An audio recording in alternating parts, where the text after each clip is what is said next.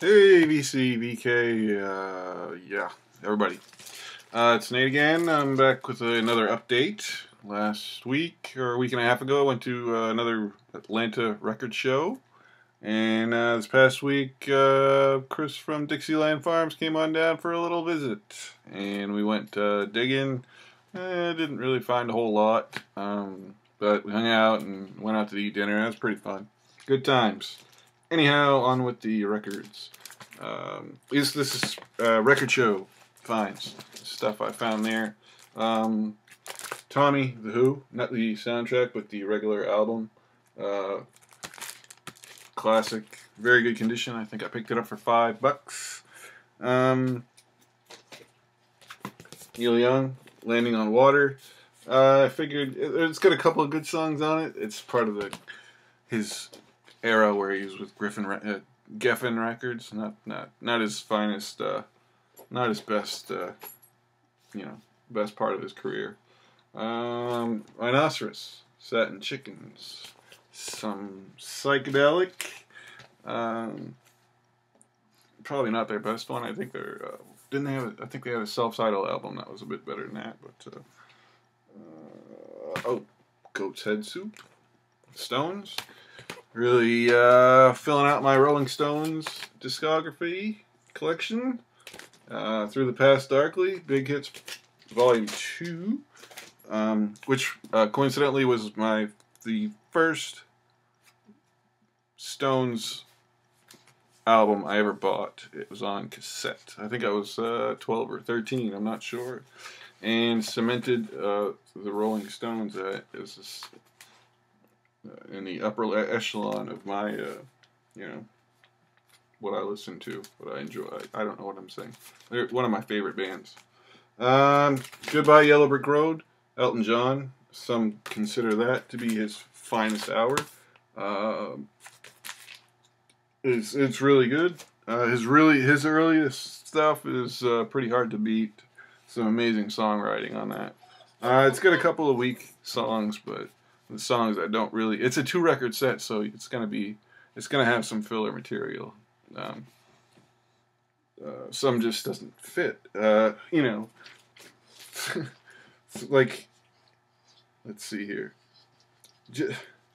Goodbye Yellow Brick Road and Jamaica Jerk Off are on the same side. Are on side 2 of record 1. They just don't jive.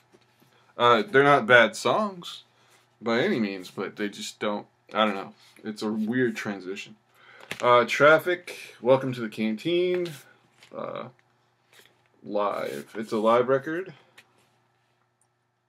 from the Oz Benefit Concert in 1971. A Stevie Wonder anthology, and this is part of this was part of Motown's anthology series. I've shown other volumes of other bands before. Supremes, I think I've got Temptations and other stuff. This is it's called Looking Back. It's not called anthology. This is the Canadian pressing. The American pressing actually is called anthology. Some of them are untitled. Stevie Wonder tried to actually get that the presses to stop making that. They made it without his permission, so they halted.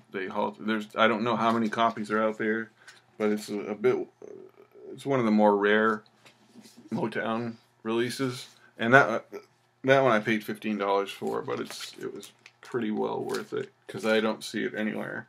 And those anthology sets, you don't find them anywhere sealed, let alone in good condition. They're mostly trashed. Found Peter Gabriel So, a Russian import, Russian pressing. Plenty of interesting liner notes. I'm assuming they're interesting. They're in Russian. Could very well be an anti-Western propaganda, as it was. We were at odds, let's say, during the Cold War at that time. Rancid, and Out Come the Wolves. I paid $10 for this. It's worth a lot more than that, I believe. A lot of great memories associated with that album. When I first started college, yeah, that was pretty. That was a badass record. Still is. On with the picks from when I went digging with Kris. Utopia, Deface the Music. That was Todd Rundgren's ripoff of the Beatles. And it really sounds just bizarre. It's so strangely like the Beatles. He did a really, I guess either way, a good or bad job copying them, depending on what your perspective is. Joe Cocker, with a little help from my friends. Parliament, Mothership Connection, Tear the Roof Off the Sucker, or to tear the roof. Yeah, tear the roof off the sucker. MU, you probably can't see it with the glare. MU, the best of Jethro Tull. Found that for $3. Doesn't have an inner sleeve. It's kind of a late 70s repress. Looks alright.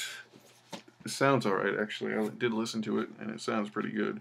Randy Newman's concept album, About the South. Not very flattering, except for Ariana King, which is a Huey Long. I don't think he could make an album like that.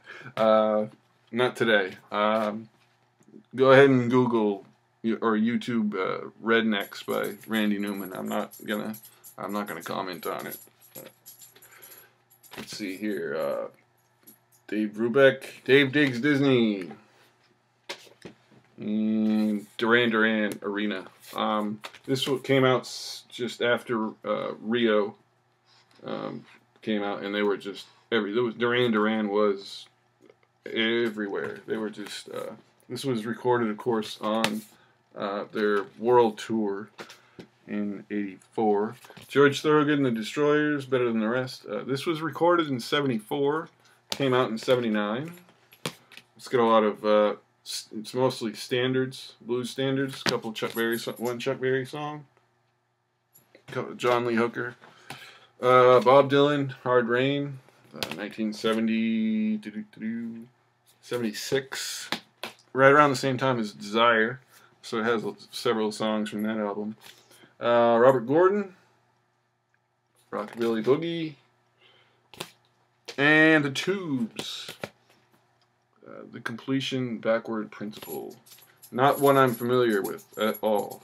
It came out in '81. It's on Capitol. So yeah, that was it. That's what I found last week. See you next time.